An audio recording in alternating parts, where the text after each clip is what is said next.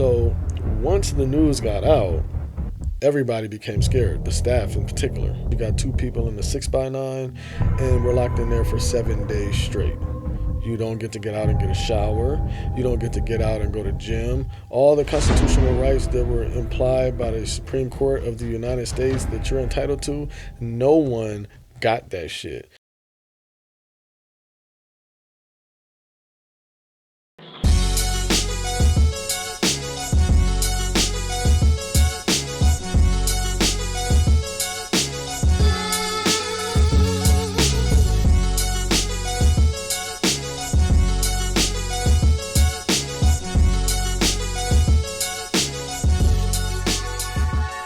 But we in there. We in there? Zach, what's going on, man? Man, life is good. I'm blessed and happy to be here. I'm honored that you invited me on so that you can get a little piece of my story and so that I can soak up what you got going on. Yeah, man, it was super last minute. Hey, that's life, you know? You got to be versatile. You got to be adaptive. Sometimes it pops up. You got to be on it or you're going to miss it. Yeah, well, I appreciate you taking advantage of the opportunity, man, because, I mean, this is a fairly new show. But it seems, we put so much into it that I feel like it's going to be a force, Absolutely. I think it's going to be fire. That's why I'm happy to be here. Yeah. I want to be at the forefront of it. Yeah, and the timing couldn't have been better. We just got a distribution deal through Spotify that's about to start. It's not like, any show could really get that if you contact them and make the right connections and everything. But we're going to be on all platforms very soon. So, this will be backloaded into Spotify and on Amazon and Apple and all that stuff. So, I'm really excited about that, as far as for the media company and everything. Like, it's a big deal, Bro, it's the result of your actions. It's the result of your drive, your grind. And I've been seeing it. I admire it, man. I see it. I love it. I see the growth. It shows me what I can do, what others can do. So it ain't just happening. You making it happen. I appreciate that, man. For real, for real. Hey, so I ran into you the other day. Yeah. And you was doing your thing outside the Wayway, Yeah, it's been a while. Can you tell us a little bit about that? What you got going on? I was outside the Wayway, somewhat supervising and training on Servin Up Recovery Kitchen.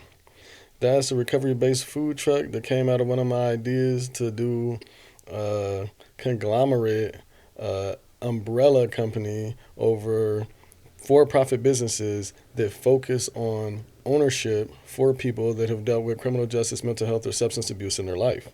Okay. Basically the recovery industry, which is why it's called Servin Up Recovery Kitchen.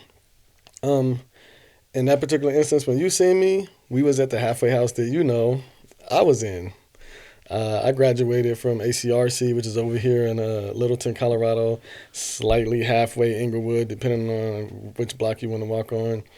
And as a part of me graduating it, I got into some discussions with the director there because while I was there, we always had discrepancies on me wanting to do my own independent business thing and that just not being allowed as a part of community corrections protocols and expectations. So as I graduated, she knew that I was going to be able to do that. She respected that, and we had some deep discussions about what I was going to do. And I had ended up telling her some of my plans that initially I couldn't tell her because it didn't line up with what the community corrections expectations are. Yeah, what's your plans with them? Which, you got to get a job. You have to get your check every week. You got to have a certain amount of hours. You have to have a supervisor. You have to have somebody over you that they can communicate with, those type of things. So obviously I had to do that in order to complete the halfway house. But it was just, from my perspective, somewhat of a stifle to my dream of what I had been dreaming for a long time, which was to start the conglomerate of my corporations. As soon as I got out, I hit the feet running. And fortunately for me, the director of ACRC liked it. She was like, I want to see if you can actually do it. I don't think you can do it. So I did it. And as I guess you could say a reward for doing it, she offered me to be one of my customers, to allow me to frequent out of all the halfway houses that I intended for my truck to go to, the halfway house that I complete. So it became one of my foundational revenues for the company, was being able to go to the same halfway house that I sat at, that I couldn't eat fresh food at, that I had to order expensive Grubhub and Uber from, or DoorDash, whatever. And now I get to go there and feed people and get paid to do it. So I got a lot of thoughts right off the bat. Get You know to what I it. mean? So first of all, I want to recognize like the fact that you saw a problem within the facility that you could take care of with the business. You know what I'm saying? And that right there is just beautiful to me, because it's like when the residents at the halfway house have to order DoorDash and Grubhub just to get a decent meal. Yeah. I mean, you're talking about, sometimes $80 a day. $100. We lived it. Yeah. You know what I'm saying? $100. So it's like, I just want to recognize that. I think that's really dope. Not only that, but, when we had, first started like our professional relationship or whatever, or our friendship, from when you first got to the halfway house from DOC, and, I had given you a few pointers here and there, you didn't rush to try to take the same exact path. You found your own niche. And that's what I've been speaking on the past week after seeing you. I'm like, this dude really found his own niche. Absolutely. Without trying to do the exact same thing that I was doing. Like you found your own path, and bro, I can't even tell you how much I respect that. Like, you just, man, I appreciate that, because that when you do your own path and you're not going down the conventionally accepted way, when you're not doing the normal business plan, you're not getting the normal grants or doing your 501c3, you're not following normal marketing, or you're not doing your normal advertising, so you're doing these things, you have to deal with people around you that don't know what you're doing. And because of that, you're going to look wrong in every instance. And so you got to have the courage to say, well, even though you may think I'm wrong, or the society may think I'm wrong, or most people think I'm wrong, I still got to have faith in what I believe in, and I got to follow that through. And if anything, that's what I want to imply to everyone, is that have your dream, chase your dream, grind on your dream, and don't let nobody snuff it out. Don't let nobody pour no water on your dream. Follow through in it. So it was easy for me because I had so much time to think about these things and to try to make sense out of them. But I totally understood ahead of time, which a lot of people don't. So when they do come up to those, I guess you could say, adversities, right, or those short stops, they get overwhelmed. I was expecting it. I've been dealing with those short stops all my life. I've been having to deal with that view, or that snobby looking down on stigma, you, I guess you would say, right? all my life. Yeah. So it was just like water off my back. And I don't know, it does feel amazing to be in the grit, which is kind of crazy to say because that's the hardest time. But when you're aware ahead of time, it can feel good to be in the grit when you know what it's going to become. Right. You're like, yeah, I'm going to have to grit right now. I'm going to have to get dirty right now. My nails is going to be dirty. I'm going to be tired. But I know what I'm building towards. Everybody else just sees me getting dirty. They just see a dirty guy. I know what I'm building for. So my focus was clear. And when I got out, when I met you, fresh out of Colorado Department of Corrections, from making mistake after mistake after mistake for a whole lifetime, living in the situation that a typical 18 or 19-year-old should be in. You get out of prison, you ain't got a lot going on, you got to rebuild your life. But instead, this time, when I got out of prison, I was 38. Right. And a lot of the guys I'm in the community corrections facility with are 19, 20, and we're going to the same places. We're getting rides to the same places. We're capitalizing on the same resources. So it did take for me to be humble, which wasn't easy for me. I'm not somebody who was naturally humble. I had to learn that. And man, when I first met you, I had already had the seed planted. I already had the seed planted of listen and learn more than you want to speak, right? And you were so willing to give the game that it was just confirmation of what I've been thinking. Like, here it is right here. Here's the situation that I've been waiting on, where I'm supposed to be quiet and listen, not talk, not plan, not go. Well, it's like I can only say so much in that position. Like I could tell you, in those 5 to 10 car rides that we got back and forth from resource centers, I'm going to tell you, hey, do this. I feel like you should do this. You know, this ain't financial advice, but do this. You know what I mean? Or this is what I would do in that situation. And it's like, you know, it's a funny story because I remember right when you got there, like how gung-ho you were about, I want to do this, I want to do this, I want to do this. And it was just like, I could see the hustle that you had, you know? So it was like, I wanted to plant those seeds and give you that advice because I really felt like you were going to go for it. And just, I know that we didn't really talk so much like during the end of your program, but I could really see you. Like I seen it, and I know what everybody's doing because I talk to everybody, and, you know, other people, I'll be like, oh, what's going on with bro? And they'll be like, oh, he's doing da-da-da, you know? And so I knew what you were doing, and I knew that it was going to be a good thing. And then just to see it come full circle, bro, it's just, you're very creative, and you understand the concept of investing in yourself.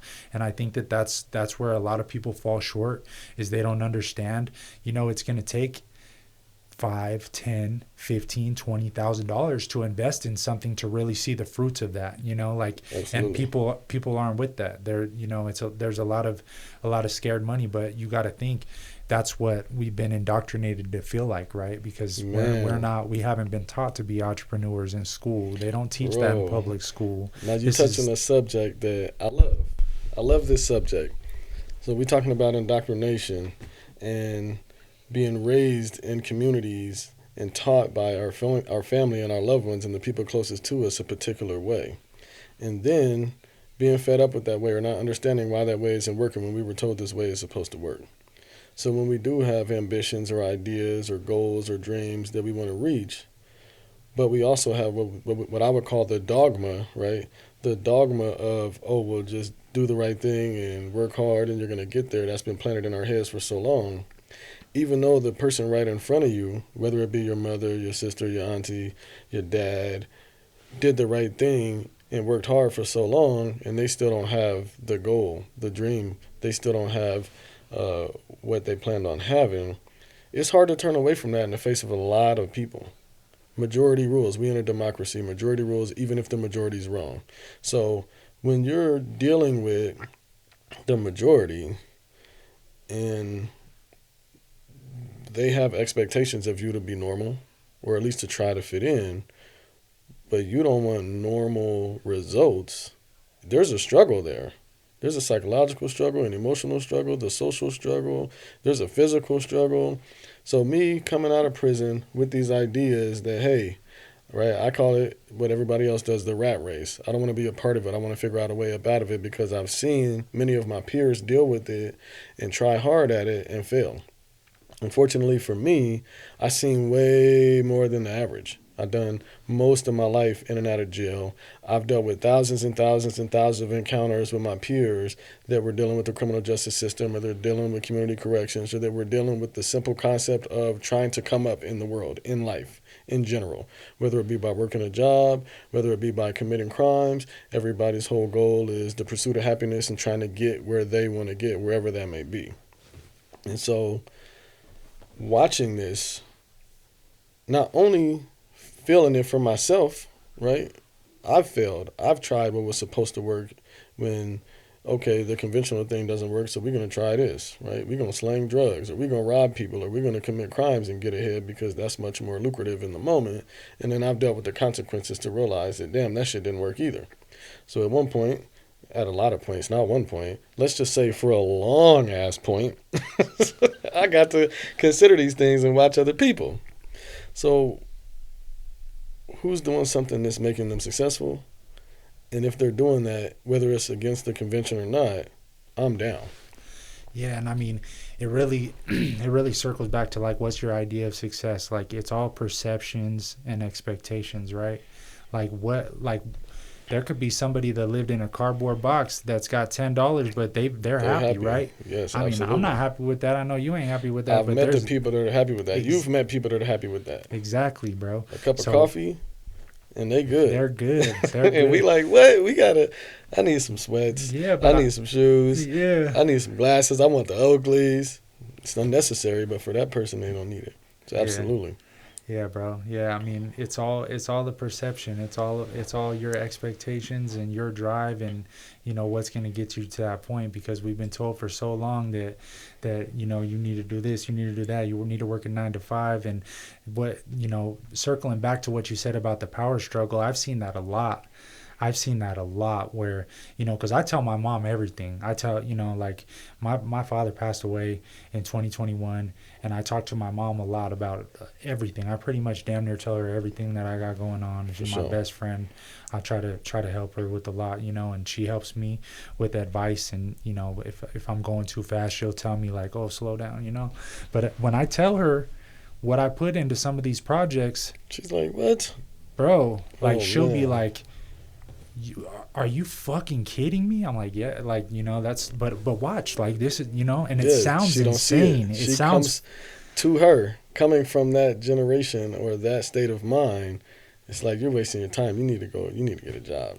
It sounds insane, bro. It sounds insane. But now now that I've came through on some of these projects where I told her, I'm like, this is gonna happen, and then it happens, then she believes in me a little bit more. You know what I mean? Because you can kind of see the results and stuff. But I mean, early on, it was like, are you sure that you want to, put this amount of money in a brokerage account, and just like, because a lot of people see trading like gambling. You know what I mean? Absolutely. So it's like that's I mean, that's the stigma too.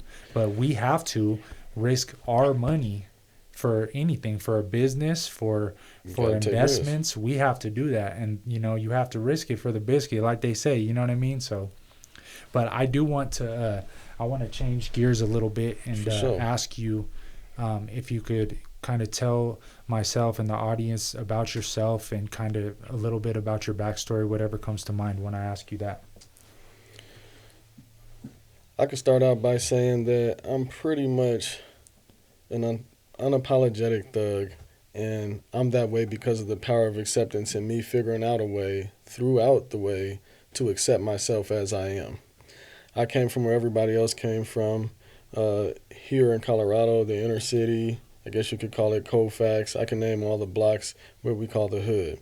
I come from the lower class, and I lived in the lower class, was raised in the lower class, and so I became a symptom of the lower class, just like many of my peers have, and I lived the life of those symptoms, which was starting a criminal career very early in my life and allowing that to lead into the rest of my life, into where now I'm 40 years old and I'm still on parole for a very long time.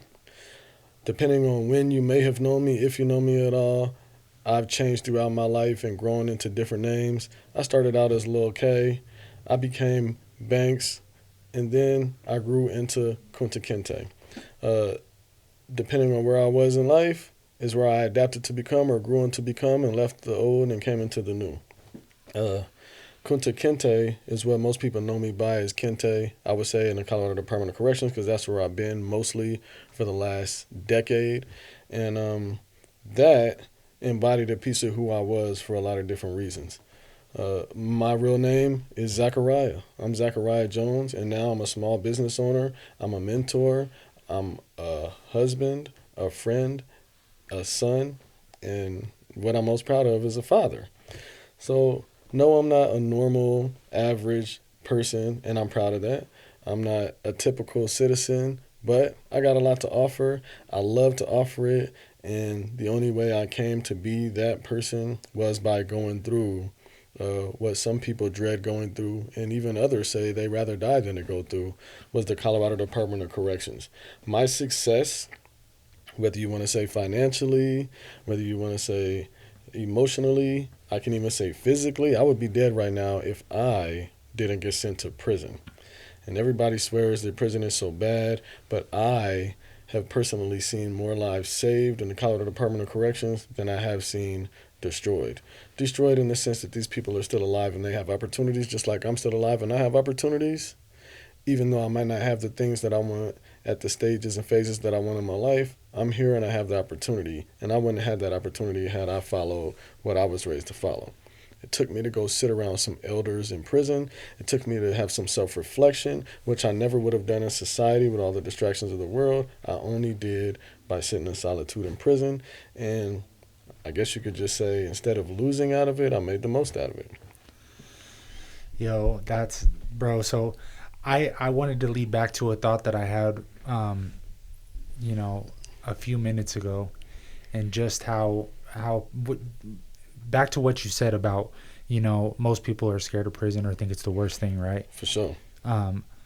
I think I really would challenge anybody to say that I feel like, we were able to start our entrepreneurship path because of prison, bro, because of our hustle mentality in the streets, because Sure. we had to go get it. It's not like it was an option. It was like you do this or you're not gonna eat. You're not gonna have a hotel to sleep at. Like, you got to make the money. So it's like that's the mentality that I feel like we have drilled into our mindset, and now it's like it shows in this different aspect of, Man, you know what I mean? it's grown. It's blossomed. It Yes. started out as, I guess how they say when you plant a seed, right? Or if you put metal into the fire, right? Mhm. It started out as some painful struggles that nobody ever wants to do. It's not fun.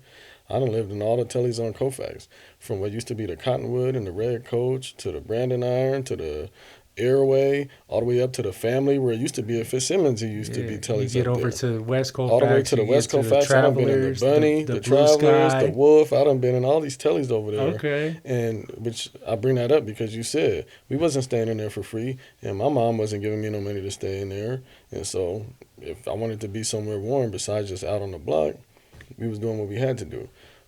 And in the moment, which there's a book, I need to come up with this book, and I want to post it so people can look it up. In the moment, we seen it as a stress or a depress, not really realizing that it was gonna be that intricate difference between us and the next person that made us successful and them not. Even though they may have had that higher education, or they may have had that supportive family, they didn't work at that McDonald's, or they didn't struggle in the hood and have to not get jacked and so had to watch their back so much. So whether it be marketing skills, advertising skills, promoting, whether it be social networking, we learned all these same skills even though we didn't go to college because we were interacting with other human beings the same way. And so a lot of the business skills I learned, it took me a while to transition over and understand that they were the exact same business skills that they teach in college with different words and different chemicals and different products. But once I did, I was already ahead of all the college kids.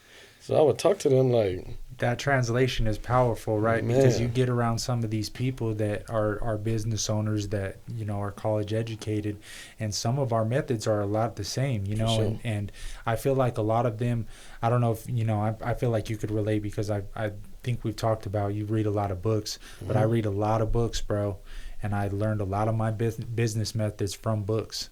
And I can attribute that fully to that knowledge I never would have tapped into if I wasn't sitting in a prison If you didn't go to cell. prison, bro, that's my story. I went to prison.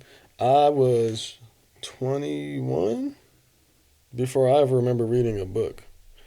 Besides maybe like elementary goosebumps, maybe that Something they you had forced me to, to or yeah, read. exactly. Ever at home did I ever one have books in the home, two like pick up a book and be like, well, I want to read a book. Never had I had the seed planted in me that knowledge was in books. That reading was going to be so powerful. I just didn't know it. Got to jail.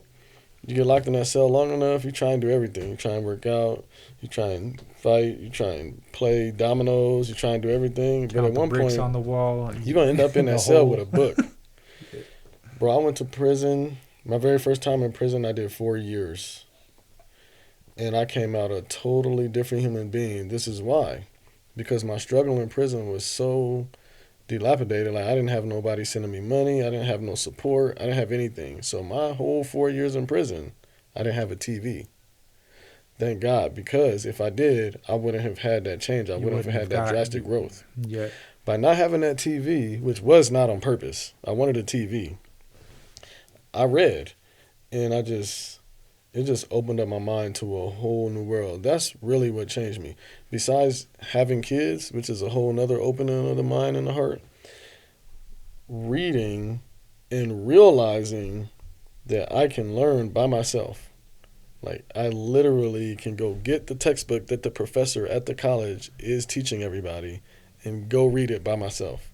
And I might not have the guidance to help me understand it, but I'm going to absorb something from it if I read that full textbook. And I did. And through reading them textbooks, I just became so much more powerful. And then that became somewhat, I guess you could call it, cockiness. Like now I know. Now it's not about what book I read. It's about knowing that I can. There's nothing you can tell me about that I can't go sit down in that library. And people don't want to admit this. We got some popping ass libraries out here in the Colorado Department of Corrections. Not just the library, but the fact that you can do a law library loan. So any subject you talk about or that I see on a commercial or that one of these politicians is spitting about that I don't understand, I can go order the book. I can go read the Ben Carson book. I can go read Obama's book. I can read all these different biographies about all of these people. And I don't have the 40-hour-a-week schedule that's stopping me from finishing the book. I'm finishing that book in a day or two. Mm-hmm. Once you get rolling, once you get into it. So that's what created me. I hate to take any credit from my family and my loved ones because obviously we're a product of our communities. Mm-hmm. But that solitude, which I'd like to also point out, is the foundation of penitentiary. Penitence. Penitence comes from the Catholic Church, and what they used to do before jails ever existed in England was say, hey, you tripping. If you're committing crimes or doing something that's a vagrant to society, you're not a criminal. You have a mental illness. And in order for us at that time to get that mental illness out of you, they didn't have pills. They didn't have prisons. They didn't have slap you on the wrist. They had the best thing for you is for you to get in tune with yourself. And in order for us to get you to do that, we're going to sit you in solitude. And that's where penitentiary comes from, the solitude of penitence. And so before penitentiaries were ever a thing in the United States or in England, it was just penitence in the Catholic Church. If you acting crazy, your family would bring you to the preacher. The pastor would be like, or the Pope, whoever was the head of that church, right, would be like, all right, sit him down in here. And when he gets his mind right and he knocks on the door and lets us know that, all right, I figured it out. I thought it through. I've been messing up. We're going to let him out. That grew. And after so long, they used it so often that they started creating places to put people. Not for prison, for penitence, so that you can have a solitude space where you're not distracted from the world, you're not influenced by your peers, you're not worried about the consumerism, or you're not worried about other people's thoughts and the way people are talking about you. You're just stuck in there with yourself. And once you get stuck with yourself, that's the most powerful thing. That grew into insane asylums because it stopped working. When people were so, what they would call mentally ill, but we could just call it not giving a fuck, right? That they felt like sitting in that wouldn't work, they would set you in there longer. And then that became the norm in the society, so they had to build more spaces. And then those spaces became the American norm. When they came over here, they brought those practices over here. In Pennsylvania, they built the first prison in what used to be a mental health facility, an insane asylum. And so now, when you think about, all right, the judge is going to sentence you to prison, you have to think about the judge is saying, I'm sentencing you somewhere where you can sit your ass down and get to know yourself, feel out yourself, start loving yourself, building yourself, and growing yourself into what you have the potential to be rather than what you're running around here being. That's really interesting. I didn't know that. That meant all that. Yeah, Google it, y'all. Look up penitentiary. Look up the first penitentiary in the United States and just look up where it comes from. Like, I mean, I love, that's very interesting to me because I did not know that. So, I mean, I love learning new things, and you learn something new every day. And this is why I do this, to learn, for sure. To have these powerful conversations on camera and to learn and to get to know, people that I find interesting. Like, I mean, obviously, if y'all haven't got that by now, I don't invite somebody I'm not interested in. So, you know what I mean? Like, it's just people that I find powerful that I think other people will find powerful as well. And I wanted to comment on a couple things. So, you said, not to take away from my family, but it was, like the knowledge that I gained from being in solitude, right? But I think it's a mixture of the both for sure. Like, one can't exist without the other. Like, we have our upbringings, and then we also have like what we gained from that time that we had to go away and sit down. But absolutely. Without the two, and without both the support and the knowledge together, is what grew something so powerful in both of us. Absolutely. And also, I wanted to ask you, so I wanted to circle back a little bit because you mentioned your first time in prison. Can you tell us what did you go to prison for your first time? You know, and I love telling the truth about this. And what was that like? Can you explain that situation to us? In 2001, I was 16, turning 17. I had basically been an average thug out there on the block, rapping, smoking blunts, selling drugs with the homies, a vagrant, run away from home, do my own thing type of thing. Long story short, back then, in our time, marijuana was highly illegal. It was just as bad as crack. You couldn't have no marijuana, and if you got caught with it, it was a crime. It was a felony. My very first felony was me getting caught with marijuana. I had a pound, maybe a pound and a half of marijuana, and it was like some shake. It was some terrible, horrible weed that I was happy to get because I was getting it for so cheap because it was terrible, horrible, and I had the intent to make some money with it. Man, I want to tell this. I want to get straight to it. I got set up by my weed man. I bought a pound and a half from my weed man, and he's well known in Colorado as somebody who is an infamous weed man out here, and he ended up working with the man and giving the man a lot of people. My weed man sold me a pound. I walked out the back door, and the police were waiting on me. I caught my first case. I think I was 17. The police took me to jail because they didn't believe I was 17 because I've been pretty rough looking and grown looking since I was young. When they realized that I was 17, they released me. And then, I'm not exactly how long later, after I turned 18, a warrant was issued for my arrest for possession of marijuana more than 8 ounces. So obviously I get picked up for this warrant. They take me to adult jail. I'm like, well, that happened when I was 17. Nobody listens. That's just how the public defender system works. You're just going to take this deal, blah, blah, blah. I took the deal. My very first felony in Colorado was possession of 8 ounces or more of marijuana. So, as a part of probation, which I got many chances, I messed it up. I'm a youngster. I was smoking weed. I was drinking. I was doing whatever I wanted to do. I wasn't paying attention to my PO. I violated that probation by catching a drug case. Now, up until this time, I wasn't selling drugs besides weed, and the weed was on the side of my job. When I caught the weed case, the actual weed case when I was an adult, I got fired from my job. They were feeling like I was a dope dealer. And then it became a struggle back in 2002, 2003 to become employed with this new felony that I had at 18 years old. So it was just an easy transition for me to get in the dope game.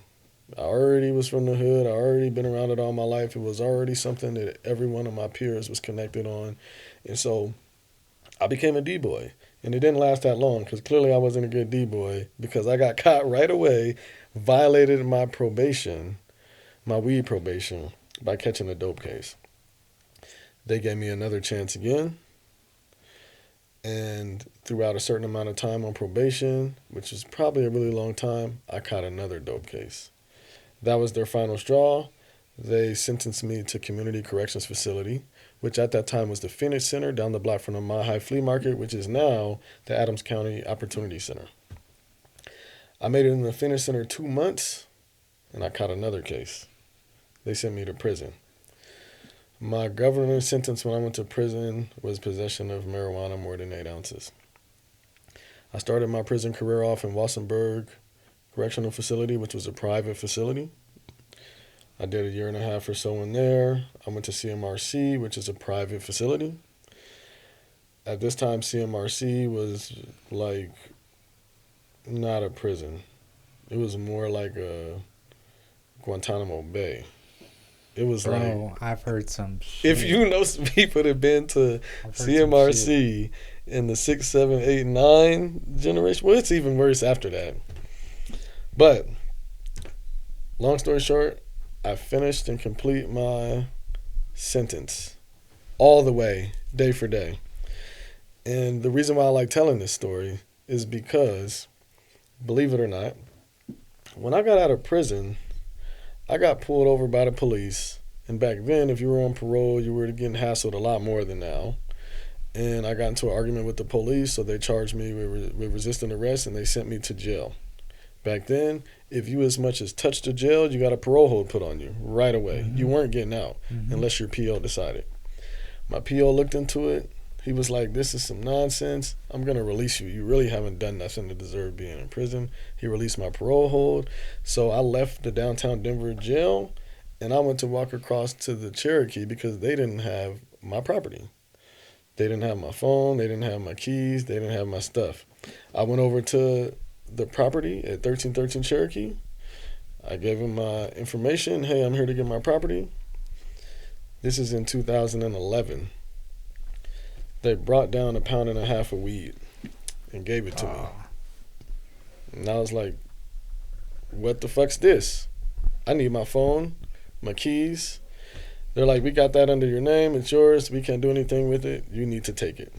It's like, I'm not taking that. I'm on parole. I'm going to end up violating parole. I'm not messing with no. And that's when I'm realizing this is the same weed I got caught with when I was a kid. They gave me my 1.5 pounds of shake. 5 years. Well, really, this is about 8 years after I caught the case. The year that I got out of prison from serving 4 years straight in prison, but this is my governor's sentence. And they told me I could have it. And as I walked with that bammer-ass weed up the block on Colfax, past dispensaries with fire-ass weed selling recreationally while I was on parole for possession of marijuana. I can't believe they just gave that back. I mean, I can. I've heard. Tripped me out. I was like, what? It was legal in 2011. They had already, I think a year before I got out of prison, they legalized weed in Colorado. Man, recreationally. Not just the whole, you need a medical and you can grow plants. No. Like, you literally can have this. It's legal. It's no big deal. Me going to prison at such a young age and dealing with that, I've never been the same since. That taught me the foundation of my thinking patterns, and that's why I'm an unapologetic thug. Like, at one point, I want to get to this. I had to figure out a way to accept myself. We live in a society where the majority rule is you got to try and fit in, right? If you want that job, you got to play the part. If you want that career, you got to do what they want you to do. If you want that raise, you got to be cool with the boss. And so for people that got those felonies, there's a whole culture. There's a huge population of the United States that have made their mistakes and ended up in the criminal justice system, and all they want to do is get back right with their society. So they come out of jail, community corrections, prison, probation, parole, trying to figure out, what do I need to do to fit in with you, to their society as a whole. And society has standards for us.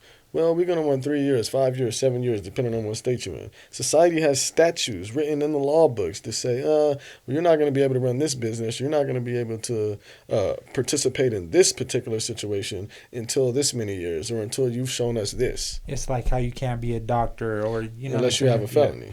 And this goes down even to deeper things. You can't get a used car dealer's license. You can't get a barber shop's license, right? Now, this has become way more lenient in a democratic state like Colorado more recently. But way back then, you were fucked. You got that felony, you were either going to work telemarketing, which is a whole generation of people and felons and everybody that telemarketers used to take advantage of. And so now we're all working at all the felons are working at the same telemarketing place. A lot. Yeah. Or you were working at you were like 25, 30 working at McDonald's or something like that. Or you were doing some hard labor, maybe some landscaping would have let you in at the bottom. Mm-hmm. And it was acceptable. It's been acceptable. There's a major thing in our country where it's acceptable to take advantage of. And even, I would like to point to the fact that there's a level of slavery when it comes to felons. This is what made me create my concept of ownership for felons, because I feel like the Constitution, at least in Colorado, and a lot of the laws allow discrimination against felons that it won't allow for anybody's sex, age, race, gender, or disability. But if you're a felon, though, your ass is clapped. Yeah. And if nobody's speaking up for that, which I commend Colorado, because for the last several years, there's been a big push for issues like that. Yeah, so for prison reform. Yeah, it's way better than it was. But for a long time, and even now still on the books, I can point them out to you in the Colorado Revised Statute, it's legal to discriminate as long as you word it right. So instead of them saying in the statute, you can't be a felon, they say anybody with immoral turpitude. Yeah. And anybody who don't know what immoral turpitude means, that basically means that if you're untrustworthy, which a felony qualifies you as being untrustworthy, then we don't have to give you this license or this certification or the ability to pursue your happiness. So to get back to the gist of what I was saying with felons not being able to get those jobs back at that time, it was easy for me going to prison to come out of prison with not a high tolerance and say, well, I tried. Now, yes, many of my counterpart peers tried harder and they became successful, legitimate people, and I'm not downing them for that.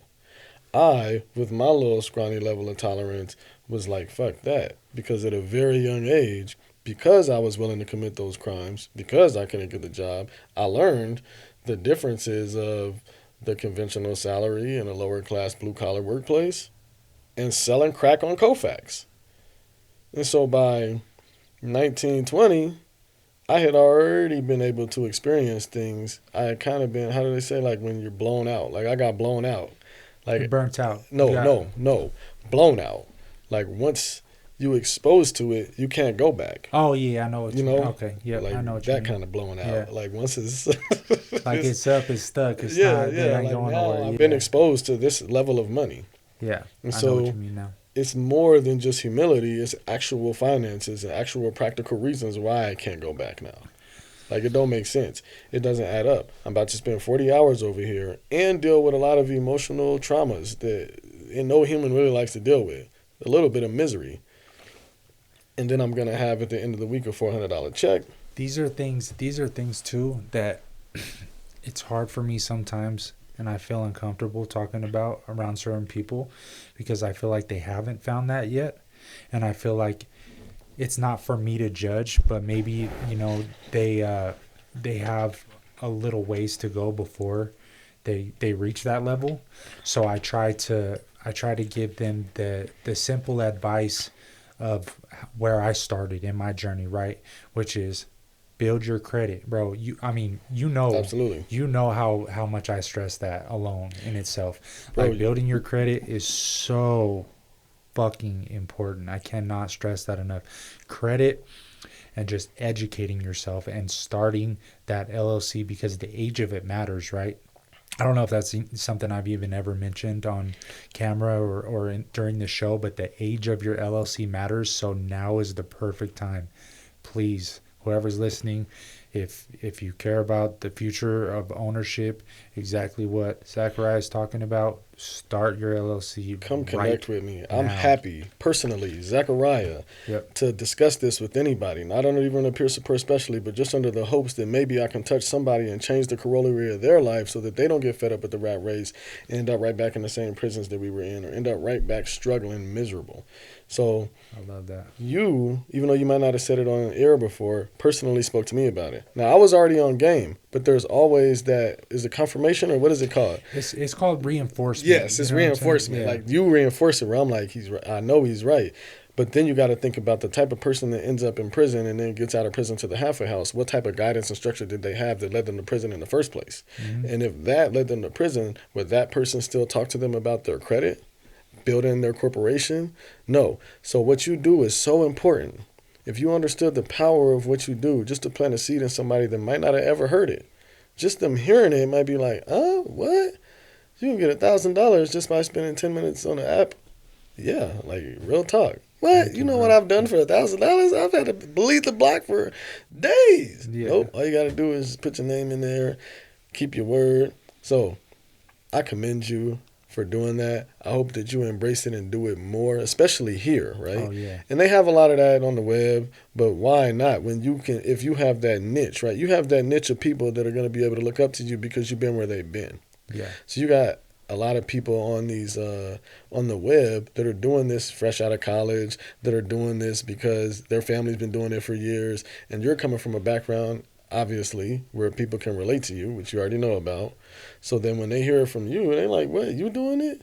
For me to see you is like, what, you doing it? Oh, I'm so proud. A lot of people are doing it, but you were in that box. You were sitting in that same cell that I was sitting in, so if you can do it, why can't I do it? And that's what I want to be. I want to be that vision. Whether I fail or succeed personally isn't the thing. And that's a struggle that I had with Miss Phoebus at the halfway house. I had a struggle with them because I had made it to a point through a lot of struggle and a lot of self-reflection where my life wasn't for me anymore. Right. I had already lived my life. I was 30-something. An African-American male from the lower class that has several felonies and going on and on and on. I can tell you all types of terrible, horrible, no good shit about me, or you can Google it and look it up. That's all you're going to see is thug shit. Right. You're going to see all criminal cases. Look up Zackariah Jones in Colorado, and it's going to pop up. Case. I realized that I lived my life. I smoked my weed. I drank my drink. I danced. I rapped. I had my good time, right? What now? Like, what is the principles of the thug life all about? Is it about me having fun? Is it about me blinging and shining and showing people how cool I can be? Is it about me experiencing the finer things in life? And it was like I guess you could say eureka. Like an epiphany moment. It was an open window in my brain. Like, this is nature. This is natural. This isn't just me having a fanatical thought. This is reality of the human race. It ain't about us. It's about something bigger. It's about something bigger than me. And that gave me purpose. Damn, this is going all different ways, but I'm going to try and pull it together. Nah, you good, bro. I was serving a life sentence. You don't know this, probably. I was serving a life sentence. I did not know that. I'm a 2-time habitual criminal.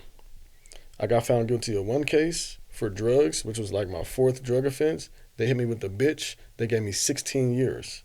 And then I got found guilty of a burglary where they gave me 64 years, and then they ran them consecutive. So I got 80 years in prison in 2015 after I served 2.5 years in Denver County Jail.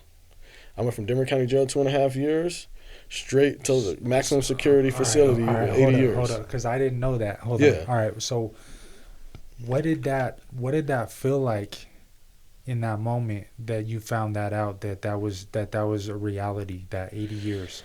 What did that feel like in that moment? It didn't feel how it should have felt for me because of my past. I guess they try and say there's wanksters and gangsters. And I'm not no gangster. I don't like gangsters. But I just use that to get through what people say. There's real thugs, and then there's the perpetrators. And as a real thug, I understood because I went to prison young. So by the time these incidents happened, I had already been to prison. By the time I didn't get out of prison until I was 25. You knew the actual consequences. Already, so this is not new to me. So now that I got this life sentence, I already had my chance. I already understood the statutes. Like, I'm well in depth with understanding the law, especially in Colorado. So I know exactly what crime I'm committing when I commit it and how much time I'm looking at by the time I'm 25. I done studied so much in the law library in prison by the time I got out that I already knew what was up. So by the time I get a life sentence, did I feel like, oh, what was me? No, I felt like, damn, I got caught. And now I got to go do my time. Now, how much time am I going to do? We're going to struggle this out, and I'm going to try and fight for me a 10, right? That's the whole thing. We're not even sitting here accepting accountability when we catch these cases. We're talking about how much time can I get it down to, or how can I beat the case? Fuck accountability. At one point, I accepted accountability. I'm like, damn, I'm going to still fight this shit. But if I get found guilty, I can't be mad at the victim. I can't be mad at the state of Colorado. I can't be mad at the DA or the judge because I knew better. I had the potential. I could have been worked that job. And I made the conscious decision that I wasn't going to, and I was going to go play with that pack. So when I got caught with that pack, I wasn't about to tell on you. I was about to go do my time. Add on to that, again, 2.5 years, I was downtown Denver. Now look up Zackariah Jones. It's going to say 2015 CO20, right? When I went to jail, the judge and the DA wanted me in jail so bad, they violated my constitutional right to bail, and they gave me no bond on my drug case. Now, at that time, a DF3 was a maximum 2 to 4 years in prison, which was nothing. The typical bond on it was like a $5,000 bond. But I was cocky. I bonded out on it, caught another case while I was on bond, and even though they were supposed to give me another bond, they used it as a tactic to keep me in jail. When they did that, I got a slew of other cases because I had been out there doing what I shouldn't have been doing. I was hurting people in the community by dealing drugs. I was hurting people physically by trying to secure my drug dealing empire. And so they ended up giving me no bond in the county jail for a year. This is in Denver County? This is in Denver County. So, yeah, anybody could look it up. There's going to be two different cases. One is going to be the Colorado Appellate Court case.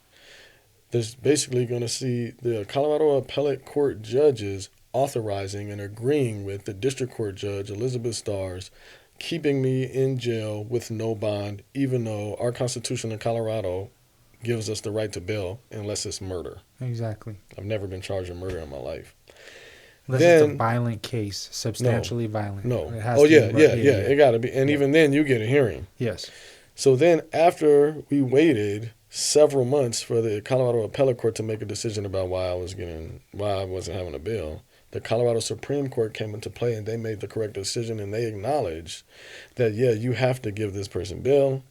And the reason why I brought that up is because as a part of my being there, that was already planted in my head that I wasn't getting out. The DA had already showed me, we're not letting you out. We don't care about the law. We don't care about right or wrong, winning trial or losing trial. We're going to do what we got to do to keep you in here.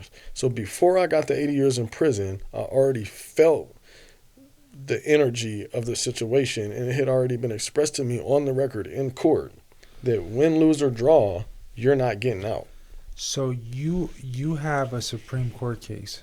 Absolutely. I'm in the Colorado Revised Statutes. Jones. So I want you guys to understand how big of a deal that is. To get to Supreme Court to actually issue an opinion on your case. I want you guys, like, I'm learning a lot about you as we sit here and discuss this, but I just want you guys to understand how big of a deal it is for him to have a Supreme Court case. The state of Colorado versus, like, that's not something that's typical. Absolutely not. That's something that I was researching my conspiracy case on, reading. Like, those are things that are in the law library because they went up to the highest level of court. So his appeals went up to the highest level of state court of Colorado. Yeah. in Colorado. Yes. So absolutely. That's why, just thinking about it full circle, that's crazy because I didn't know that. So it's just that blows I know. me away. A lot. I don't get these opportunities, right? And this is exactly what I wanted. This starts from man, right? It's a blessing to teach my kids this because it's so simple. It starts simple. It starts as simple as saying you have a First Amendment right to freedom of speech. Simple as that. That seed being planted in your head isn't ever going to leave. And eventually you're going to stand on it. You're going to be like, wait a minute. Someone told me at one time somewhere, I heard it on TV or something, that I got a right to freedom of speech. I have a right against illegal search and seizure. I have a right against, speedy trial violation, right? And so even though you don't know it to the T, just that vague foundation that we build in American citizens from youth, like you have rights and you can stand on your rights, grows into learning about the right. So now when somebody's like, wait, you can't say that, you don't know. So you're like, wait a minute, I know I got a First Amendment. Let me go look it up and see what it is. Not enough people are educated on their rights, bro. Absolutely not. Not enough people are educated on what to do when they get pulled over by the police. They are not educated on what to do when you are in a search and seizure situation. Absolutely not.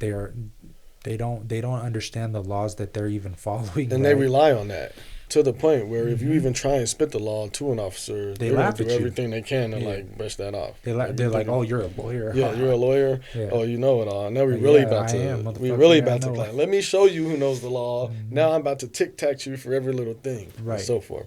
So I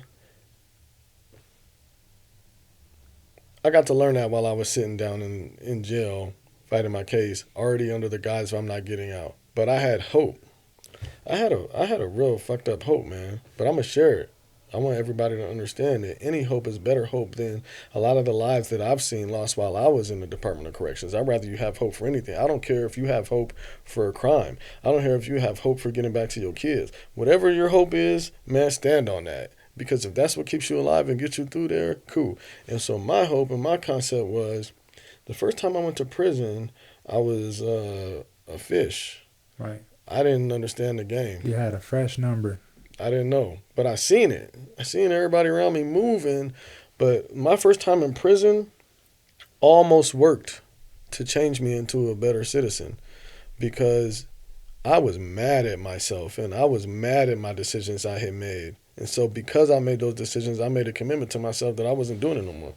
So while I was in prison and everybody was making moves around me, my first time in prison, I didn't make no moves.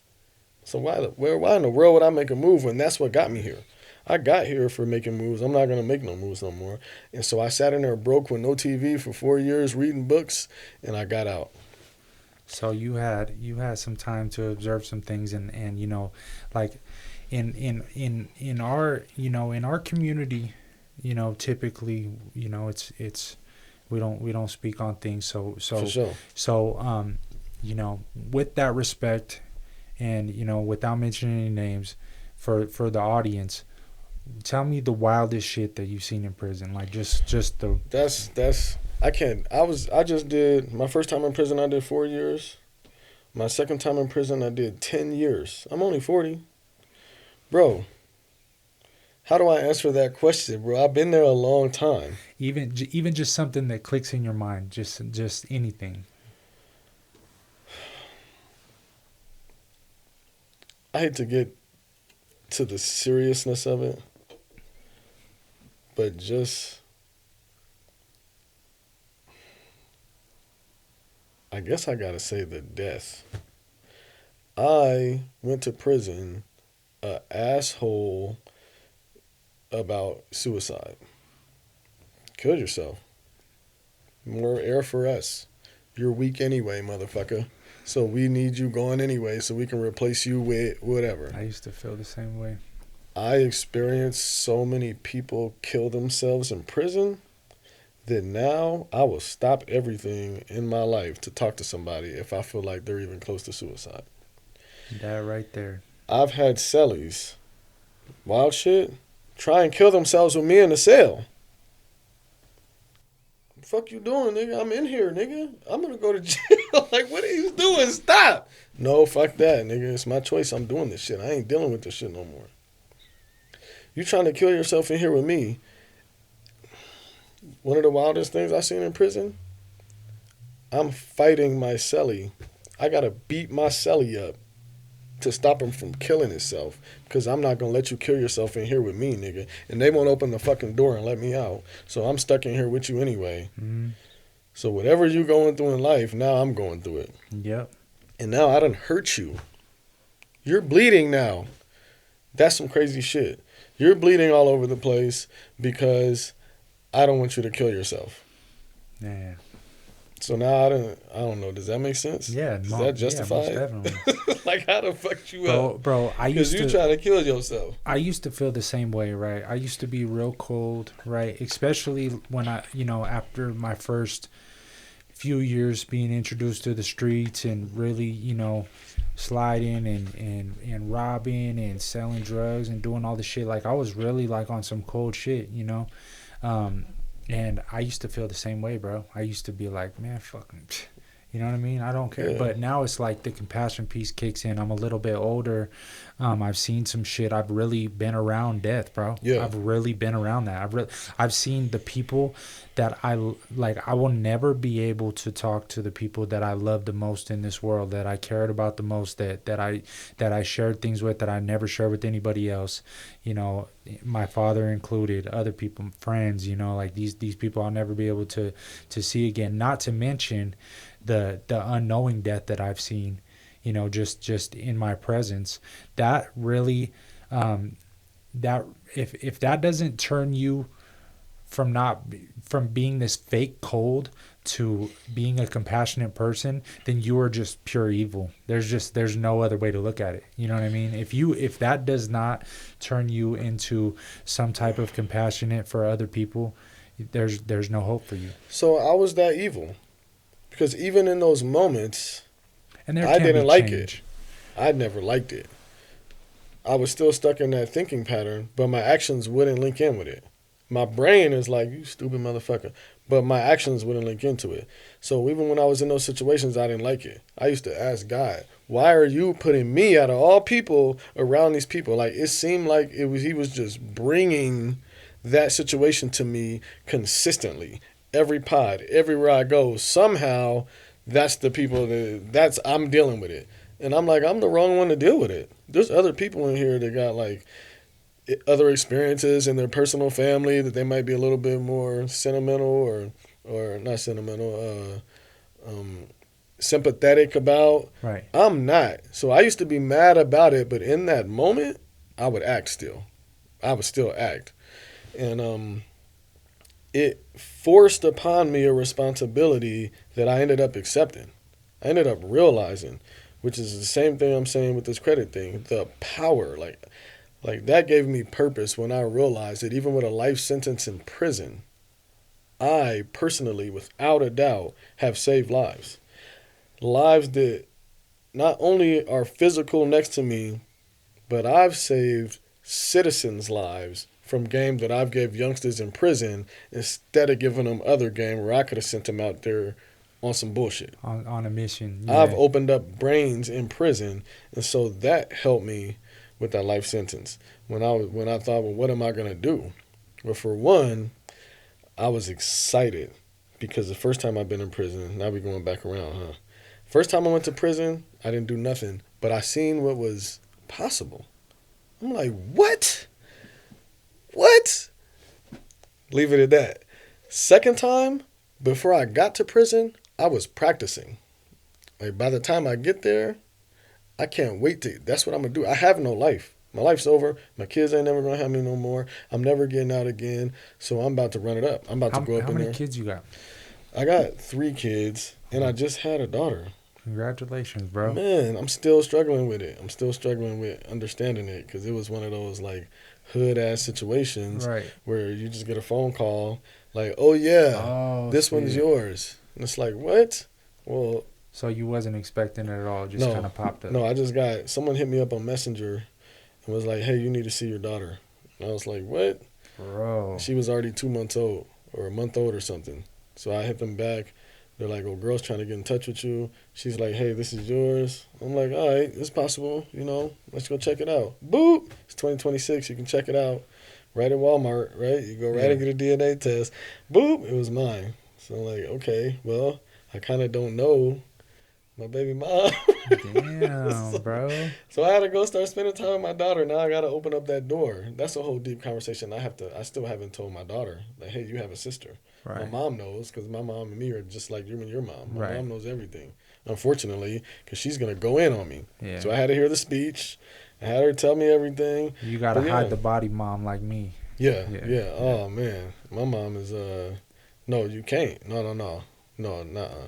I can't hide nothing with her. She's gonna tell. No, I'm saying she'd help you. I'm saying she would help you hide the body. You know what I'm saying? That's what my mom, bro. I'm telling you, my mom, like, damn near, like, the shit that I put her through and the things that I've told her. I know that woman would keep my secrets until her grave, bro. Mom's got my back.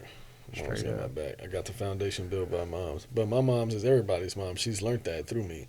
Because throughout our life, a lot of youngsters didn't have moms. So she would play that part. Like, come on in the house, get some food. So she's just a thug life mom. Yeah. And I learned that, right? So it's kind of off when you say, well, how many kids do you got? Well, how many biological kids? Because I've impacted, because of me going to prison during most of my kids' lives, I've impacted many more children that are not my biological children, built more connections and bonds with children that are not my biological, more than my own biological. And so I see all kids as my kids. I see it as a nature for a community to raise kids, not a man to raise his own kid or a woman to only raise her biological kid. So when any kid comes in my presence, if there isn't a father around, I'm that kid's father figure, and he's not going to be able to run in the street or stick nothing in the socket while I'm around.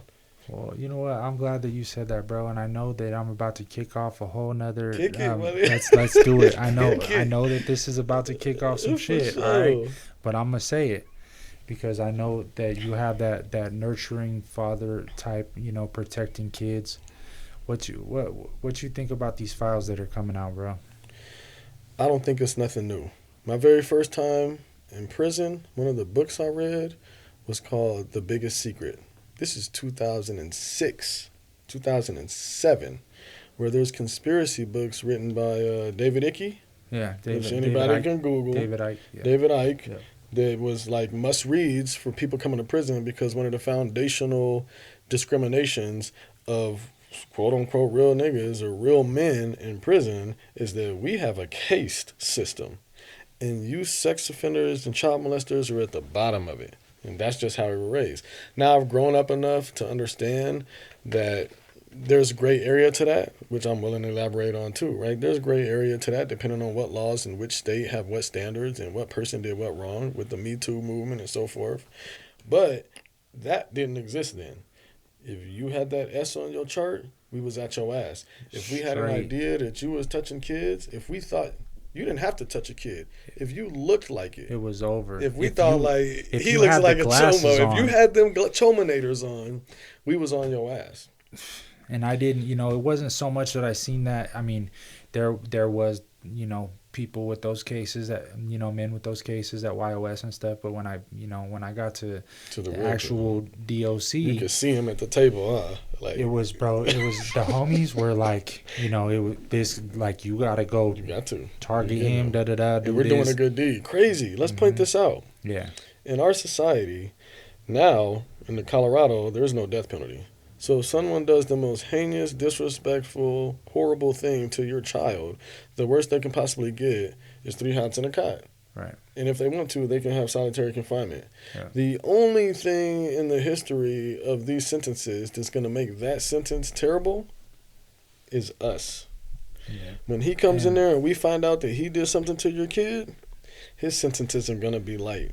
Judges rely on this. Yeah. DAs rely on this. Isn't that fucking crazy? It's not the sentence. Bro, okay, it's the judge. It's when you get there, the other guys I sentenced there, I know some of them because I sent them there.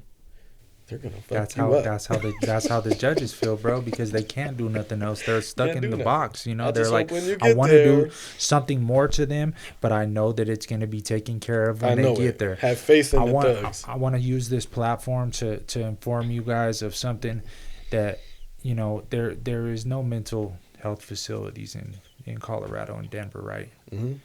I seen a story about a guy that this is his second time kidnapping children, right?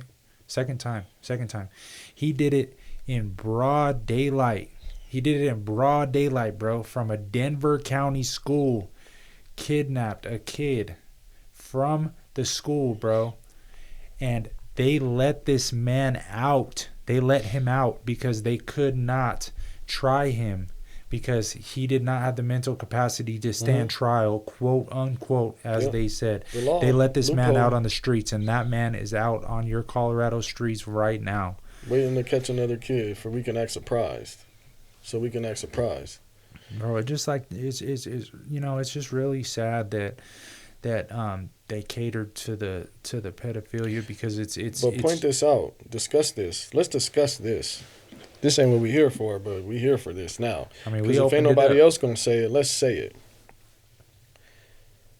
The United States, statistically, has the highest population of sex offenders on Earth. The United States, and Colorado in specific, if you've been to prison any time recently, is so full of people that cannot control their urges to violate people sexually that we are not safe. And that is why, if you Google statistics, 3 out of 5 women in the United States have at some point in their life been sexually assaulted. You know how much that is? Bro. That's 60-something%. 60-something%. So almost every woman you meet has some past trauma involved with sexual assault, either with her own family. Now, this is why I say this, right? Is because we got to be aware of what's normal. So when we swear that it's crazy, the reality is that this is not crazy. This is normal. This is what's going on. This is what it is. This is the normal. And this is the reason that I brought this up, and the reason that I want to discuss this, and I want everybody to know that the reason that I opened up this can is to get the awareness out as much as I can from my platform as it grows. That I know I could speak for my boy here when I say that I'm on something that protect children and women at all costs. That's what I'm on. At all costs. But we don't. And that's what this is all about. All right? So let's stick to that. When I'm talking about thugging, I'm talking about thug life. I'm not talking about stealing your purse. I'm talking about these little infants that y'all ain't taking care of and y'all ain't paying attention to. And so they're getting hurt. And to you, it's okay in the moment, right? Let them out of prison. Let them out of jail. Send them back in the community. But for that child, it's going to have a long-term impact because those traumas linger. So when that child has mental illness when they turn 12, 16, 19, our society has to deal with them. And all the thug life is saying is acknowledge that at age 1. Don't wait until this person's 18 and then act surprised you don't know why this person has a mental illness or that the traumas this person has. It's because you didn't pay no attention to them when they were young. So we support our youth when they're young. We embrace them when they're young. We protect them when they're young, and then we ain't got to worry about 15 years later that person kicking in your door trying to rape your daughter because they were exposed at a young age. Yeah, because they were exposed to the nasty demon part of the streets. You know what I mean? So now you have to think of that, right? We was raised under the concept of we about to fuck them up. Right. All right, now let's be a little bit more mature and look at the thicker, bigger concept of that person that we're about to fuck up got fucked up. He's fucked up. Bro, thank you. So now can we even fuck him up because somebody fucked him up? And nobody did nothing about it, and nobody saved him, and nobody gave him the therapy he needed. And now he's going to run around here, and he's going to hurt somebody. So catch him young. The thug life matters. Catch him young. Save him young. It matters. It matters to stop it before it happens. But just because, it happened to them and they do it to somebody else, that doesn't make it okay. That's all they know, though. But that's what they're taught. Yeah, exactly. And this is the same thing. And this doesn't just go with sex offenses. It goes with everything. This goes with kids struggling in the hood. It was crazy during COVID. Oh, that's the craziest thing I ever seen in prison. COVID. For all of my people who was in there with me, what's that, 2020? 2020. Lyman, 2021. Sterling, World War Z. The craziest thing I ever seen in prison was COVID. Was people dying from COVID, was people being treated worse than Guantanamo Bay, and no one knowing about it. Okay, bro, let's talk. Tell me about the conditions during COVID, because I caught the ass end of that, right? Like I went back in 21 at the end, so I wasn't there during the heart of it. I was on the streets, so I saw the street version of it. But what were the conditions like? Because I talked to people in prison, but I want to hear your perspective on what it was like. I'm gonna go to Lyman 2020, Unit 1. This is Unit 1? Unit 1, which is where the hole is.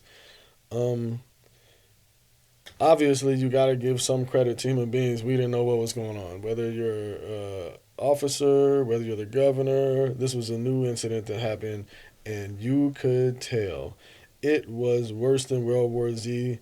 It was just death, destruction. There was no supervision. There was no organization. So to start, in Lyman, there's 100 cells per unit, 33 per pod. So I think there's oh, my fault. Can you hear me? Yeah. Nah, you good. So in Lyman, in comparison with Sterling, I think Sterling has 300 people per unit on the high side, or it's really not the high side, it's just max. And then on the other side, they got, 100 people per pod in the minimum side. Right. Where I was at in Lyman, in a pod, I think we have 33 people. I just visited Lyman, actually. Yeah. I think 33 people in the pod, and some of those cells are single cells. So you come, your door in the pod is 100 feet back from the unit door. Right. And then you got to walk into the unit. So it's like walking into an apartment complex and then walking to the apartment door.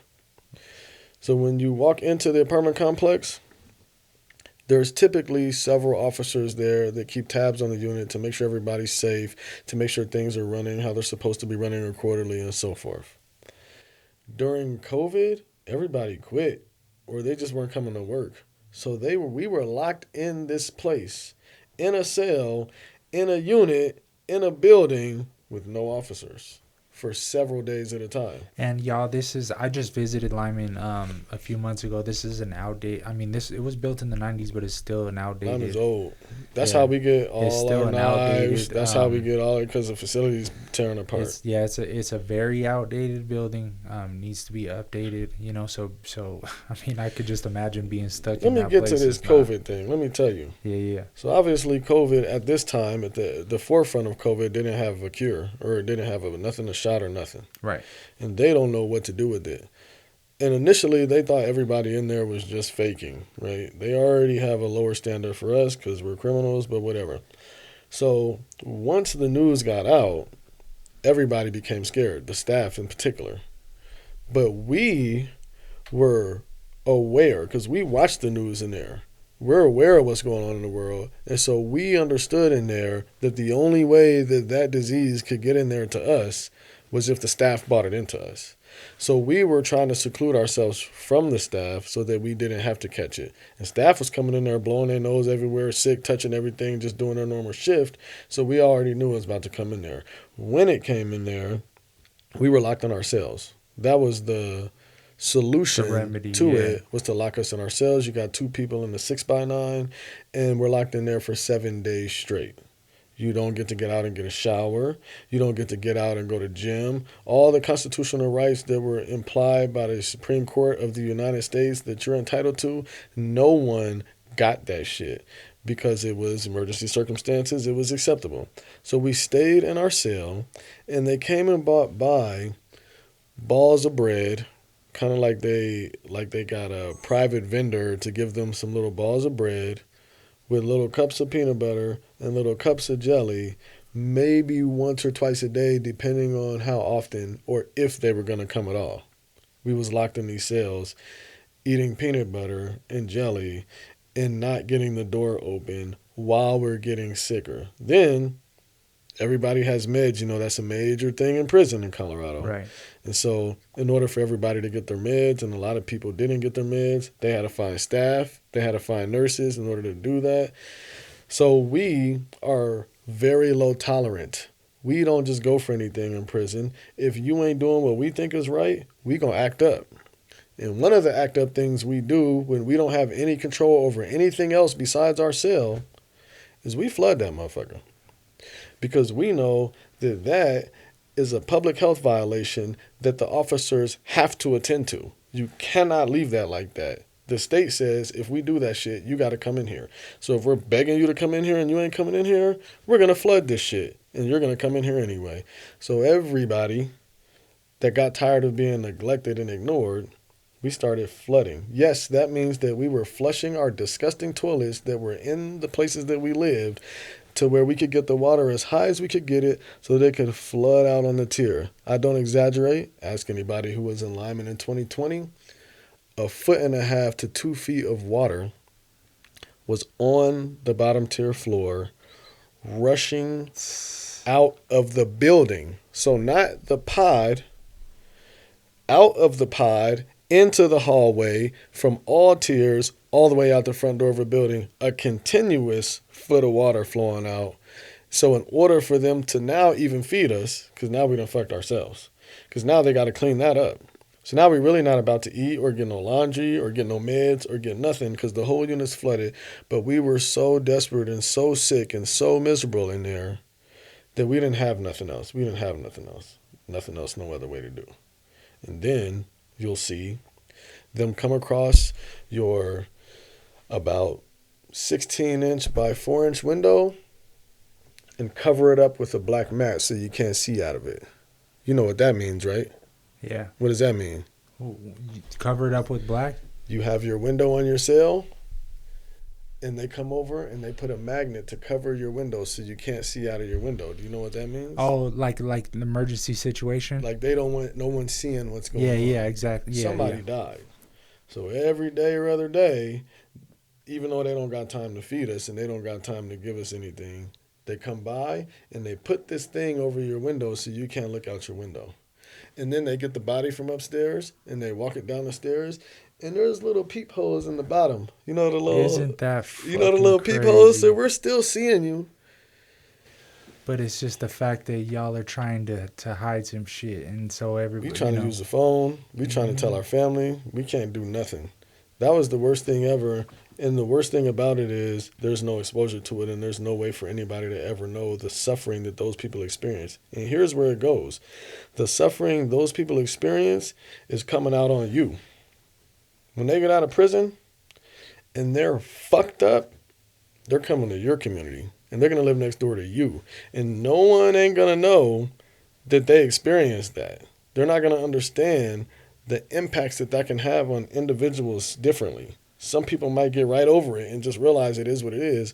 Some people can build different things in them. And that person's coming to your neighborhood after they've experienced something like that, some real World War Z shit that their countrymen, their government, their citizens didn't ride for them for, didn't look out for them for. So when you start wondering, like, why do people hate the police? Or why are these people so vagrant? Why are they so stubborn? It's because of that. Because we watched our people that our families' taxpayer dollars pay for let us die, let us suffer. Yeah, bro. Yeah. And everybody takes that differently. You know what I mean? For sure. So, Zach, I want to give you an opportunity to plug your businesses right quick. Can you tell us where people can connect with you online? I got a few different businesses, so give me an opportunity to just give a broader spectrum of what I'm trying to do, because I would love for the people in our community to connect with me and come help with me. All right. I have the idea that because the government discriminates against people that have felonies or criminal histories, it puts them in a place of a violation of the Constitution. But the solution to that would be able to get all Congress to bid on a bill, and that's going to take years.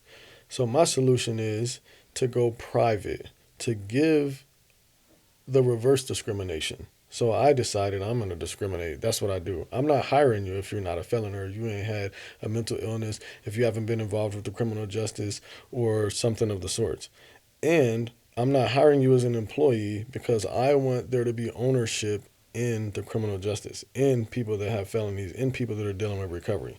And in order to get you that ownership, you need to understand it. You have to understand your credit. You have to understand marketing principles, inventory. You have to understand taxes. You have to understand promoting your company. You have to understand these things more than you have to understand just, I want a business loan.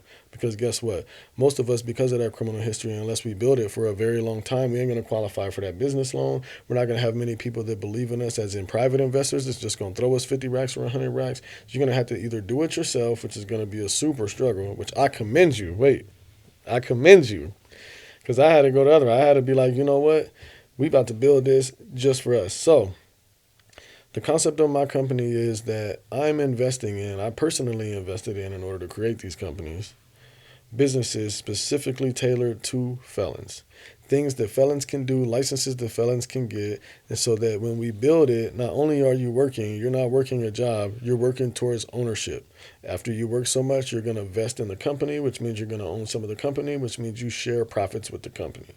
So I profit share with everybody that comes on Servin Up Recovery Kitchen, which is the food truck that operates in the recovery industry. It goes to community corrections facilities, sober livings, youth shelters, and most other nonprofits is who we contract with. So when a nonprofit gets a grant from the government because they need to feed people, they can come to Servin Up Recovery Kitchen. But Servin Up Recovery Kitchen is going to have someone in recovery serving on there, owning on there, and they're probably going to be serving people in recovery. So I made the acknowledgement that there was enough funds in the recovery community, which has grown majorly in Colorado the last decade, to fund this corporation. So I'm only looking to contract with the recovery community for the recovery community, some for us, by us shit. That's dope. As you learn the concepts of whatever company I build, which if we're talking about Servin Up Recovery Kitchen, as you learn the recipes, the food safety manager planning, the certifications, how to clean, all your temperatures, as you learn how to do your inventory, your taxes, how to work your POS, all these things, you're not just an employee that's just going to flip burgers every day. You're going to learn all the facets of this company so that at the end of the year, you're going to be well suited to run your own company. And as you work towards it, you're gaining more, you're investing more in the company. The goal is that you're going to own your own food truck and you're going to be well positioned to run it. You're going to know how to run it. So I'm going to teach you that so that you can own that under the condition that you're only going to hire felons. I started the investment. I put it up. You're going to work your way towards owning it. You're going to own it. You're going to make a gang of bread, and you're going to be in a position to give other people opportunities to do the same thing. That's why the multiple businesses that I've started cater to that as well, because I've hired out of ACRC, bro. Yes. Everybody that I've hired has been out the way or has had some type of affiliation. And when they get on their feet, they're going to be able to hire. Exactly. So I got Servin Up Recovery Kitchen. You can hit that up at the Gmail. ServinUpRecoveryKitchen@gmail.com. We're Serving Up Circ on Facebook, Instagram, Snapchat, TikTok. Hit us up. Serving Up 303-900-8422. I got TL Traffic. TL Traffic is I'm trying to push box trucks. 26-foot box trucks. You don't need a CDL license. You don't got to take a 6-month course.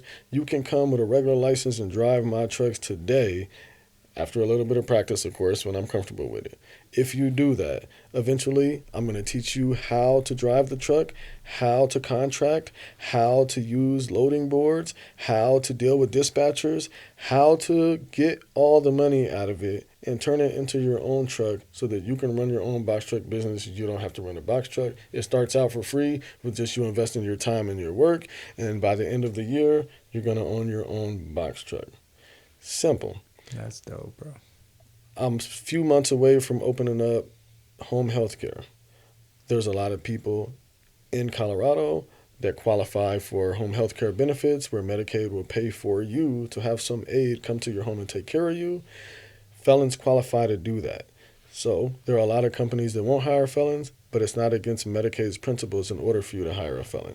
So the same felons that are in prison as OCAs taking care of people, that OCA experience and certification will be enough for you to come to me and get hired as a care aide to help take care of people just like you were doing in prison, except you're going to be getting paid a lot more because I'm not doing hourly as a job. I'm offering you partnership under profit sharing. Right. So I got a lot of things coming down the pipe. They're specifically for my community. I need my community to support me in it. I need them to understand that the long-term goal of ownership is much more important than the instant goal of getting a check next week on a job. Mm-hmm. Come connect with me. I'm Zackariah Jones. How can people reach out to you personally? Me personally, 720-957-1411. That's my personal number. I'm honored. Wow. I personally wanted to do peer support specialist, but it was connected to nonprofits mostly. And right. The nonprofit means you have to go through the government and follow their rules and regulations. And so that's why, even though I have that desire to teach and to assist my peers, I'm not a peer support specialist practicing right now, but I still have that in my spirit, which is why I'll give you my personal number. Mm-hmm. Hit me up. If I can help you, I can. If I can't, I won't. But I absolutely will be happy to refer you to many of the resources that I cross in the recovery industry. And there are a lot. There's too many. Mm-hmm. I've never seen this in my life. That's good. I love it. It's so much. Every day I cross people and I'm like, what? Why didn't I hear about you? It's too much for me to hold. I lose out on opportunities all the time because it's just too much resources. There's a lot of good things going on. Yeah, it's too much. So hit me up easily. That's my personal number if you just want to mess with me, Zackariah. Or if you know me, Kunta Kente, and you're like, I remember you. I want to hit him up. Hit me up. Now, I'll be busy because I'm building this, right? And I don't want to make nobody feel no type of personal way, but hit me up. And to go back to understanding the power of my presence, right?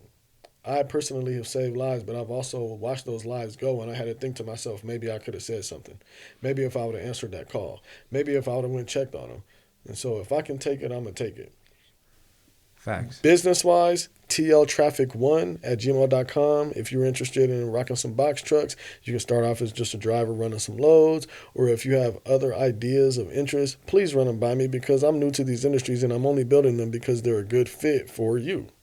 I don't really like driving trucks, but I had to drive the truck so that I could learn what to expect and not expect from my peers. You had to learn your business. I'm not the best cook, but I did cook for years in Sterling, so I do know how to run this food truck, and I do know how to cook that shit up.